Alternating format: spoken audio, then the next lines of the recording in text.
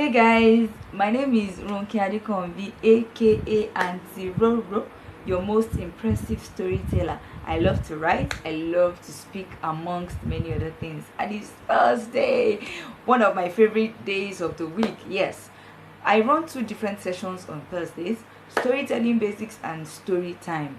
Last week was storytelling basics, and we learned the role of strategy in storytelling. And today is story time. So sit back, relax, and enjoy.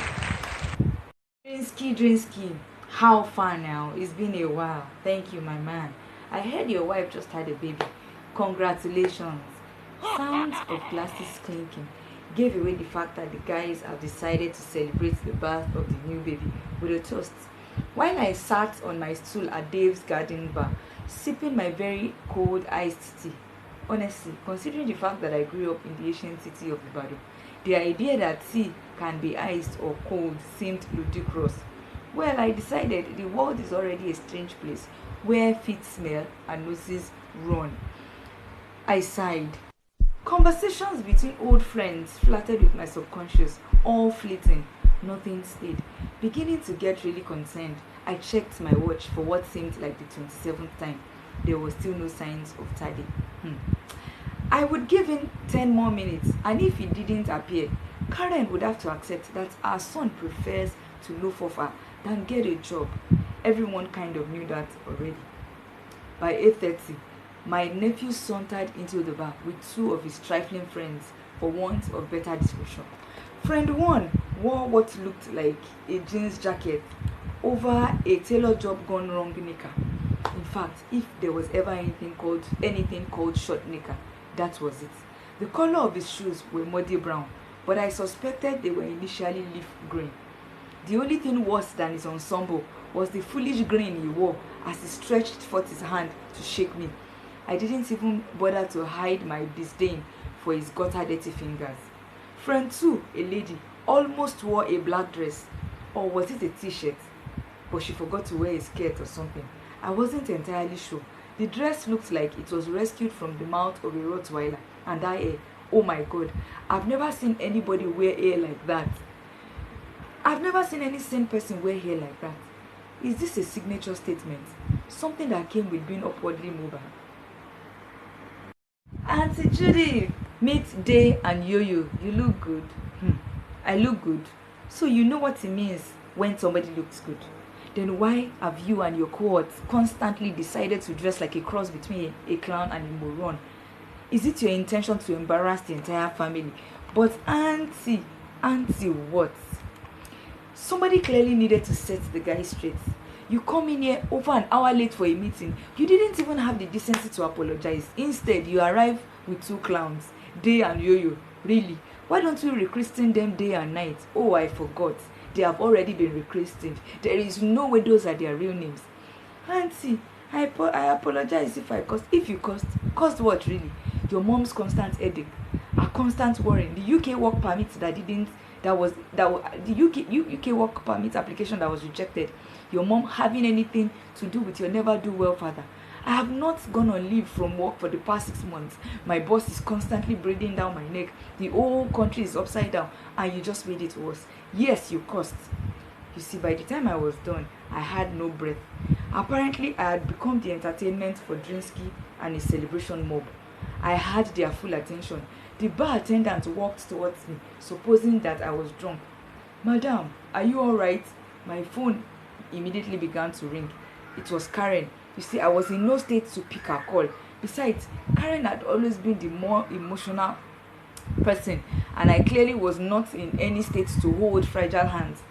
I'm sorry, I turned to the bar attendant. I didn't quite hear your apology for daring to intrude on a conversation that doesn't even concern you. Yes, you. Have you? Then I heard, Justina! Oh, thank goodness the kids have gotten to you. Karen rushed into the bar and was all over Tade mumbling, I'm glad you're fine. I'm glad you were there. I rolled my eyes. I understood what Karen was talking about. She was glad that I was there to babysit her son as usual.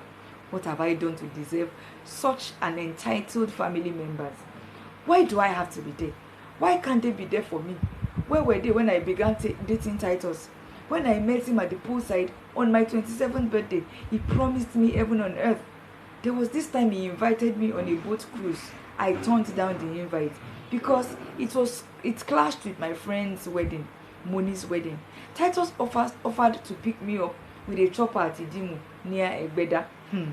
Maybe I should have taken him up on that offer. I imagine what the area boys would have demanded as a ransom in exchange for the chopper. Maybe he would have begged. No, Titus was not a beggar. Forgetful, yes, but I knew from the day I met him, that he wasn't a beggar. Titus is a banker with Guarantee Trust Bank, one of the leading banks in Nigeria. That day, we had dinner at Bogobiri Place in Ikoyi. Rice, shrimps, shredded chicken. Wine flowed freely. I took a sip after I confirmed that the alcohol level was less than 2%. Actually, it was 0%. The after party ended at 11:30. Just enough time for me to get back to Surulere before midnight.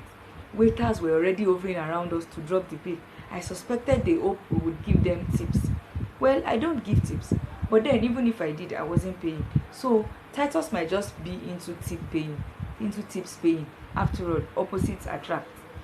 Justina, Titus began. Can you pick this up? Pick what up? I don't see anything on the floor.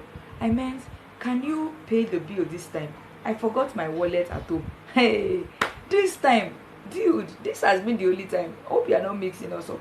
After a long look at the bouncers who were edging closer as the drama unfolded, I transferred the 28,500 naira. Thank God, Moni just gave me some money to keep. I will settle her as soon as Uncle remembers to pay my money, I decided. Besides, I was already 3 years share of my 30th birthday. I must marry before 30. I cannot shout. Titus told me he was 33 years old when we met, but I'm sure he was no younger than 83. I knew this because he never remembered to leave his house with his wallet. On Valentine's Day, he called that I should get a gift for myself because he forgot to get me one. He said it so sweetly that it was only after he ended the call that it occurred to me that I was supposed to use my money. My relationship with Titus lasted for 2 years. In the 2 years, we had 15 dates, 10 gift exchange, and 5 surprise parties, including my own surprise proposal party, all fully funded by me, except one. The one party that led to our breakup. He wanted me to sponsor his sister's 30th birthday. It didn't even help that I had no idea who his sister was. It is over, he announced over the phone. What is over, my dear? I asked. This relationship. I calmly cut the line and sobbed my heart out. 2 years wasted, money wasted. Money consoled me. You have paid to learn a big lesson, she told me. The only way the money and time is wasted is if you make the same mistake a second time.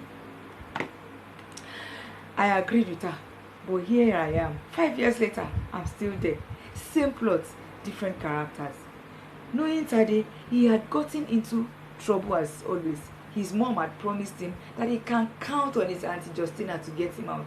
Guess what, fam? I'm no longer there. In fact, why am I still here? I thought to myself. I carried my handbag and headed for the door. Karen will pay for my iced tea. She can consider that as my payment for babysitting little Tade and day and day. Then my phone rang. Hello, I snapped. Hello, Auntie J. It was Tade. Tade, where are you? Auntie J, I should be asking you that. I have been standing in front of your gate for the past 2 hours. I sent you a message last night and requested that we should move the meeting to your house. I remember the conversation. Tade was correct. But wait, Tade was here today. With those 2 clowns, they and you, didn't he? And Karen. Oh no. Then I realized that I had been sitting at the bar all by myself. Every single event that seemed real for the past 60 minutes happened in my head. Wow. But don't be so judgmental of me. Aren't we all like Auntie J? Though what happened at David's bar that night might be a bit extreme. When it is scaled down, aren't we all like that? Jumping to conclusion on a matter without giving the other person a fair hearing. Basing our conclusion on past knowledge. People change, and maybe they don't. But then, how do we know that our initial conclusion of them is not even premised on unfair judgment. Auntie J, are you okay? Oh, yes, I am. Can we reschedule to next Saturday? I need to attend to something tonight. That's fine, Auntie. I looked up to where Drinsky and his friends were. I marched straight to their table and checked if I could join them. Every milestone should be celebrated. I need to celebrate the fact that I will begin to look at my nephew differently. Oh, this is probably the most complicated story I have said in a long time. I hope you were able to follow through with my strategy, and see you next week with another episode of Storytelling Basics. I love you.